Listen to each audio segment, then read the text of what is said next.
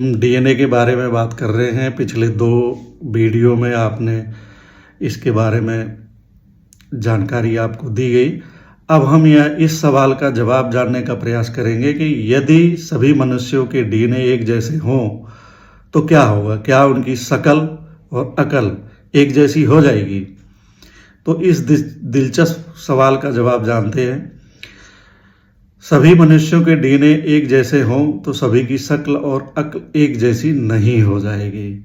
यानी कि अगर डीएनए एक जैसा हो तो सभी की सोच, सभी का विचार, सभी की शक्ल एक जैसी नहीं हो सकती है। डीएनए एक जैसे होने से शक्ल और अक्ल पर कोई प्रभाव नहीं पड़ता है। क्यों नहीं हो जाती है? तो इसमें भी आती है जीव विज्ञान की एक प्रक्रिया है। जीव विज्ञान की प्रक्रिया में डीएनए के अलावा भी कई अन्य कारक होते हैं जो शक्ल और अक्ल को प्रभावित करते हैं। इसलिए उसमें केवल डीएनए ही एक जैसा होना जरूरी नहीं है। इसका वातावरण का भी प्रभाव पड़ता है, जैसे कि पोषण, शिक्षा और अनुभव शक्ल और अक्ल को प्रभावित करते हैं। शिक्षा से भी, पोषण से भी, खान पान, रहन सहन का जो वातावरण होता है, सामाजिक वातावरण, उसका भी प्रभाव पड़ता है। जीन वातावरण इंटरेक्शन, जीन और वातावरण के बीच इंटरेक्शन से शक्ल और अक्ल का विकास होता है, तो इसका भी प्रभाव पड़ता है। शक्ल और अक्ल को प्रभावित करने वाले कारक होते हैं जीन। डीएनए में मौजूद जीन शक्ल और अक्ल को प्रभावित करते हैं। वातावरण का प्रभाव, जैसा कि पहले ही बताया कि अच्छा खान पान, शिक्षा और अनुभव शक्ल और अक्ल को प्रभावित करते हैं। जीव विज्ञान की प्रक्रिया पहले भी बताई जा सकती है।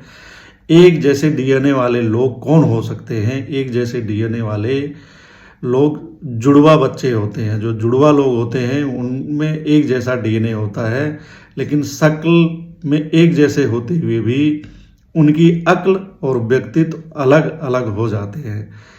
तो जुड़वा बच्चे भी एक जैसी शक्ल होने के बावजूद उनका व्यक्तित्व, उनका विचार अक्सर अलग अलग हो जाता है।